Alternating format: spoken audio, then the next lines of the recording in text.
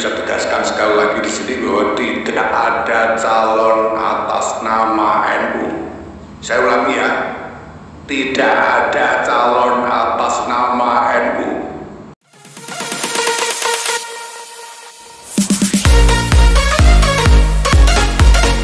Sebutkan berulang kali, saya bisa tegaskan sekali lagi di sini bahwa tidak ada calon atas nama NU. Saya ulangi ya, tidak ada calon atas nama NU. Masih perlu diulangi lagi ini.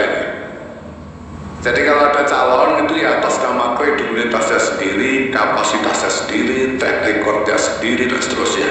Tidak ada atas nama NU. Kalau ada klaim bahwa kiai-kiai PBNU baris duwe, itu sama sekali tidak benar, karena tidak pernah ada pembicaraan di dalam PBNU mengenai calon. Sama sekali, selama ini sama sekali tidak pernah ada pembicaraan di PBNU tentang calon-calon presiden, karena itu di luar domain kami sebagai organisasi keagamaan kemasyarakatan, yaitu domain partai politik. Silahkan silakan berjuang untuk mendapatkan kepercayaan rakyat. Tapi saya ulangi sekali lagi, tidak ada calon atas nama NU. Itu saja. Masih NU ini punya warga yang banyak sekali, ya, basisnya sangat luas. Survei terakhir dari Alfara misalnya menyatakan bahwa 59,2% dari seluruh populasi Muslim mengaku sebagai pengikut NU. Jadi mereka itu self identifying themselves sebagai warga NU. Nah, cuma sekarang mindset orang itu masih banyak yang menganggap warga NU ini kayak kebu-kebu yang dicocok hidungnya di sana kemarin gampang gitu. Dan itu anggapan yang menghina sekali kepada warga NU. Warga NU ini warga yang sudah cerdas, sudah terdidik semua, rakyat yang cerdas. Mereka tahu apa yang mereka butuhkan, mereka tahu apa yang layak, apa yang tidak layak. Mereka bisa menilai orang. Nyatanya walaupun PBNU tidak ngomong apa-apa juga survei rating kan keluar aja gitu. Artinya orang-orang tidak usah dikasih tahu, udah punya pilihan masing-masing. Jadi mau dibilang seksi nggak seksi ya terserah saja. Tapi PBNU kayak lagi karena ini keputusan muktamar, ya tidak bisa menempatkan diri sebagai kompetitor di dalam kompetisi politik seperti ini. Ya. Yang kami lakukan kalau memang diperlukan adalah melakukan pendidikan kepada rakyat. Tetapi sejauh ini menurut kami rakyat dan warga NU ini sudah cukup cerdas, tidak perlu diajari, ya. Walaupun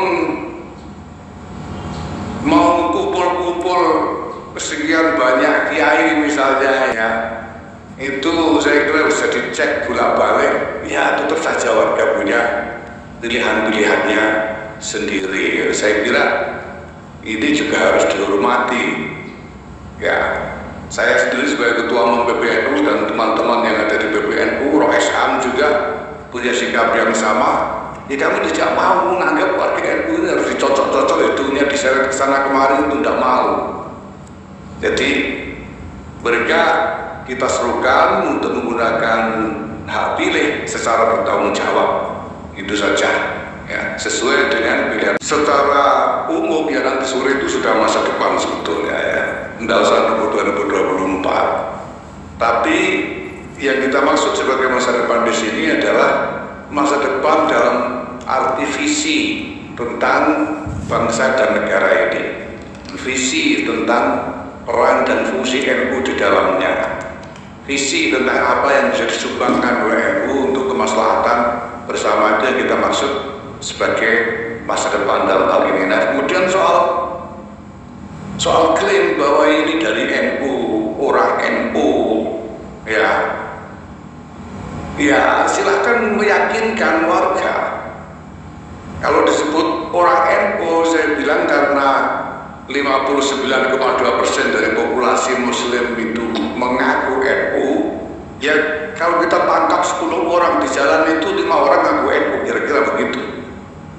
Sehingga ya sama saja ya.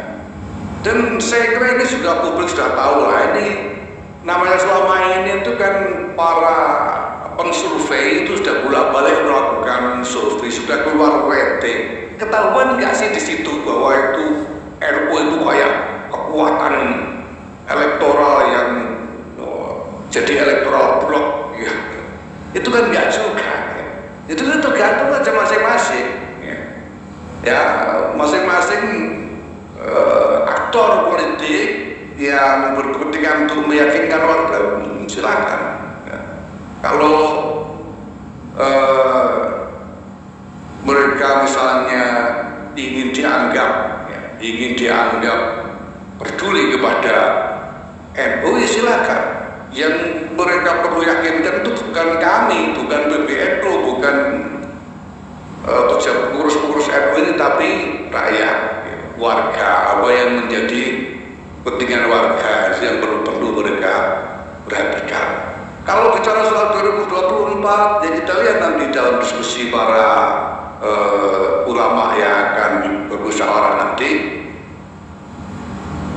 Perlu saya sampaikan juga bahwa para ulama kita ini juga rata-rata pada umumnya juga sudah memahami bagaimana kedudukan mereka di tengah masyarakat saat ini.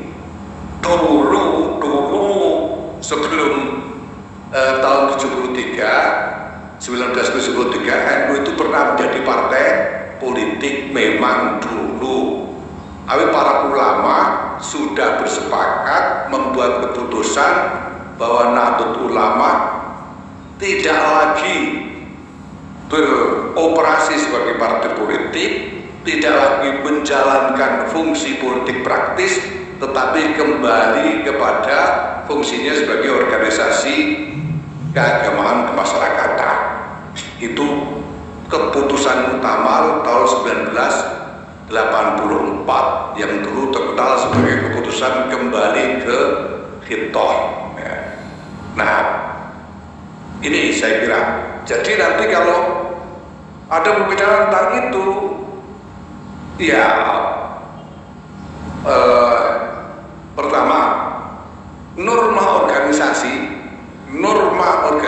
dari Jamiah Nahdlatul Ulama ini tidak mengizinkan Nahdlatul Ulama sebagai organisasi, sebagai lembaga untuk ikut dukung dan menjadi kompetitor dalam kompetisi politik. Itu normanya, dan ulama-ulama kita sudah tahu tentang itu.